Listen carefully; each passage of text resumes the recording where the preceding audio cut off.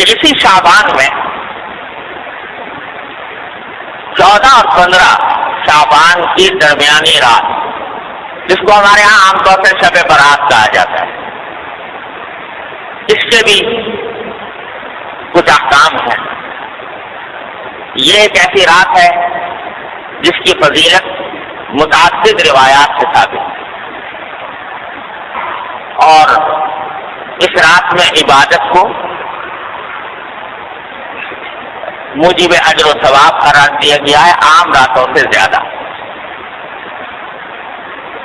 آج کل بعض حضرات یہ فرماتے ہیں کہ شب برات کی کوئی حقیقت نہیں ہے، یا اس کے بارے میں کوئی صحیح حدیث سے ثابت نہیں ہے۔ یہ بات درست نہیں۔ حقیقت میں شب برات کی فضیلت 17 صحابہ کرام رضی اللہ تعالیٰ عنہما سے روایت ہے، 17 صحابہ کرام سے، تو نبی کریم صلی اللہ علیہ وسلم کی طرف سے یہ بیان فرمایا کہ اس رات میں عبادت کرنا فضیلت رکھتا ہے۔ ان میں سے بات روایتیں سند کے اعتبار سے کچھ کمزور بھی ہیں، لیکن مجموعہ ان تمام روایتوں کا 17 روایتوں کا یہ بے اثر اور بے بنیاد ہے۔ اس لیے علماء محققین کا کہنا یہی ہے کہ شب برات یعنی 14 اور 15 کی درمیانی شب یہ خصوصی فضیلت رکھتی ہے، اور اس میں عبادت کا اہتمام کرنا، نمازوں وغیرہ کا، نفلی نمازوں کا، یہ مسلمانوں کو اس کا اہتمام کرنا چاہیے۔ اور اس میں بعض روایتوں سے معلوم ہوتا ہے کہ اللہ تبارک و تعالیٰ کا منادی اس رات میں آواز لگاتا ہے کہ اللہ حل من مستغفر فاغفر له، سنو کیا کوئی ہے جو اپنے گناہوں کی مغفرت مانگنے والا ہو اور میں اس کی مغفرت کروں۔ حل من مبتلا فاعافیہ، ہے کوئی مبتلا مصیبت، مشکلوں میں مبتلا، جس کی مصیبت کو میں عافیت سے تبدیل کروں۔ یہ ساری رات اللہ تبارک و تعالیٰ کی طرف سے اعلان ہوتا رہتا ہے۔ لہذا اس رات میں جاگنا اور عبادت کرنا یہ عام راتوں سے زیادہ فضیلت کا سبب ہے۔ دعائیں کرنا بشرطے کہ وہ عبادت اسی طرح کی جائے جس طرح جناب نبی کریم سرور دو عالم صلی اللہ علیہ وسلم نے فرمائی، اس میں بھی اپنی طرف سے کوئی اضافہ نہ ہو۔ جیسا ابھی میں نے بتایا، مثالیں دی آپ کو کہ اپنی طرف سے اضافہ کوئی شریعت میں مقبول نہیں۔ کل محدث بدعہ وکل بدعۃ ضلالہ، ہر نئی بات جو انسان دین میں پیدا کرے وہ بدعت ہے، اور ہر بدعت گمراہی۔ تو شیطان تو انسان کے پیچھے لگا ہوا ہی ہے، اس نے دیکھا کہ یہ رات فضیلت والی آنے والی ہے، تو اس فضیلت والی رات میں مسلمان متوجہ ہوں گے، اللہ تعالیٰ کی طرف رجوع کریں گے، عبادتیں کریں گے، دعائیں مانگیں گے، تو میرا تو گھاٹا ہو گیا۔ لہذا اس نے ایسے ایسے طریقے ایجاد کروا دیے کہ لوگ جو ہے عبادت سے ہٹ کر ان طریقوں میں لگ جائیں، اور ان کی وجہ سے اس رات سے جو فائدہ اٹھایا جا سکتا تھا وہ نہ اٹھا سکتا۔ کیا طریقے کر لیے کہ بھائی نماز پڑھو یا نہ پڑھو، شب برات کا حلوہ ضرور پکاؤ۔ وہ نماز پڑھو یا نہ پڑھو، عبادت کرو یا نہ کرو، لیکن حلوہ پکانا ضرور فرض۔ اگر کوئی نہ پکائے تو قابل ملامت یہ لے بھائی اس کے گھر تو شب برات کا حلوہ بھی نہیں پکتا، یہ بڑا وہابی ہے، یہ جو ہے ایسا کنجوس ہے، بخیل ہے کہ اس کے گھر میں حلوہ ہی نہیں پکتا۔ اب کوئی خدا کا بندہ پوچھے کہ بھائی حلوے کا کہیں ذکر قرآن میں، حدیث میں، صحابہ کرام کے تعامل میں کہیں ہے جب شب برات کے دن حلوہ پکنا چاہیے؟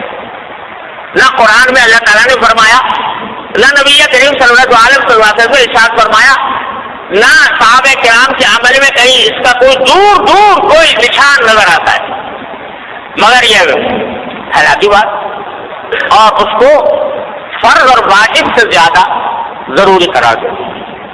کوئی پوچھو بھائی حلوہ نہ پکاؤ یہ بدعت ہے، ارے بھائی حلوہ پکانے میں کیا ہے؟ حلوہ کوئی حرام چیز ہے؟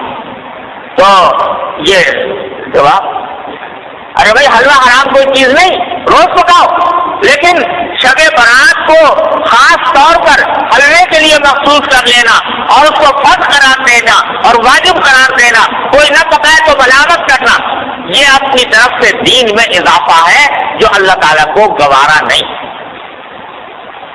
ایک یہ شگوفہ چھوڑ دیا شیطان نے، دوسرا اس سے زیادہ خراب کہ بھائی شب برات میں آتش بازی ہونی چاہیے، اعوذ باللہ الرجیم، اس میں لاکھوں روپیہ آگ میں جلا دیا آتش بازی کرنے سے۔ آتش بازی ہو رہی ہے اور آپ جانتے ہو کہ اس آتش بازی میں جانے کتنے بے گناہوں کی جان لی ہے۔ بوری بازار کراچی کا آج بھی گواہ ہے اسی شب برات کی آتش بازی کی ہلاکتوں کا گواہ ہے کہ کس طرح پورا کا پورا بازار جو ہے وہ نظر آتش ہو گیا، جل کر ختم ہو۔ اب یہ بھی وہ بات ہے کہ نہ قرآن میں، نہ حدیث میں، نہ صحابہ کرام کے تعامل میں، نہ بزرگان دین کی وصیتوں میں کہیں بھی اپنی طرف سے شب برات کے ساتھ آتش بازی کا شگوفہ چھوڑ یہ شیطان۔ حلوہ پکانا تو چلو بھائی عام دنوں میں جائز تھا، حلال تھا، یہ آتش بازی جو ہے تو عام دنوں میں بھی اس طرح آتش بازی کرنا کہ جس میں پیسے کا ضیاع ہو، جس میں جانے ضائع ہونے کا اندیشہ ہو، یہ تو عام دنوں بھی حرام ہے۔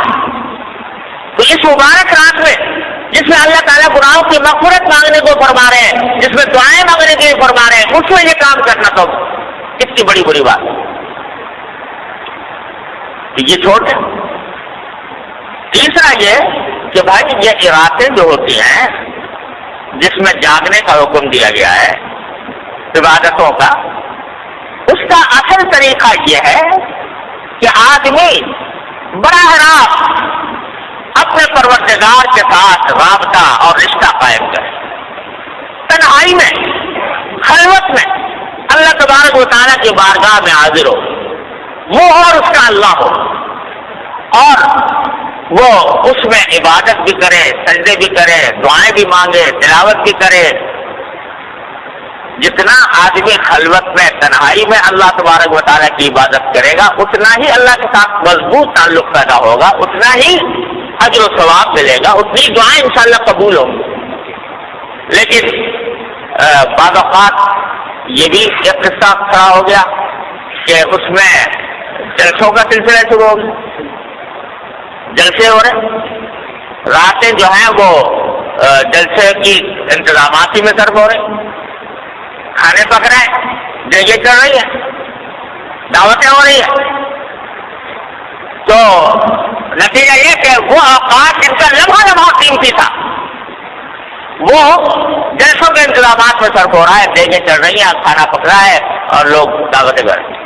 ارے بھائی یہ اللہ نے رات عطا فرمائی ہے، یہ اس کا جتنا بھی حصہ موقع مل جائے، اچھا تو ہے کہ پوری رات پوری نہ ہو سکے، جتنا موقع مل جائے گوشہ تنہائی میں اپنے اللہ سے رابطہ قائم کرے، جیسا کہ نبی کریم صلی اللہ علیہ وسلم فرمایا۔ تو اس میں نمازیں، نفل نمازیں پڑھے، لمبی لمبی صورتیں اگر یاد ہیں وہ پڑھے، دعائیں کریں، مناجات مقبول دعائیں، سب نبی کریم صلی اللہ علیہ وسلم کی دعائیں وہ کریں، اپنے ذات کی دعائیں کریں۔ آج پوری امت مسلمہ ایک عظیم آزمائش میں مبتلا ہے اور ہمارا ملک خاص طور پر گھرا ہوا ہے، تمام چاروں طرف سے خطرات اور فتنوں میں گھرا ہوا ہے۔ اس کے لیے دعا کریں اور اللہ تبارک و تعالیٰ سے مانگیں، اس کام میں اس رات کو صرف کرنا چاہیے۔ اللہ تعالیٰ آپ کو فضل و کرم سے ہم سب کو اس کی توفیق عطا فرمائے۔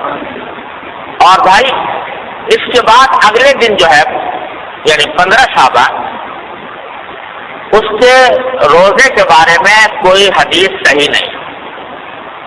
یہ جو مشہور ہے کہ اس رات کا اس دن کا روزہ رکھنا جو ہے وہ خاص طور پر اس دن کا روزہ، اس کے لیے جو حدیث آئی ہے وہ بہت کمزور ضعیف ہے، قابل اعتبار نہیں. البتہ ابھی بات کر چکا ہوں کہ شعبان کے سارے ہی مہینے میں آپ روزے رکھا کرتے تھے، سارے مہینے کے اکثر ایام میں روزے رکھا کرتے تھے. لہذا وہ فضیلت جس طرح آج کے دن کو آتی رہے اسی طرح کل کے دن کو بھی آتی رہے، پرسوں کو بھی آتی رہے، ترسوں کو بھی آتی رہے، اور دنوں میں نہیں رکھ سکے اس دن رکھ لو. لیکن خاص طور سے 15 شعبان کے روزے کی نیت کو زیادہ فضیلت سمجھ کر روزہ رکھنا مناسب نہیں. لیکن سارے شعبان میں جب بھی موقع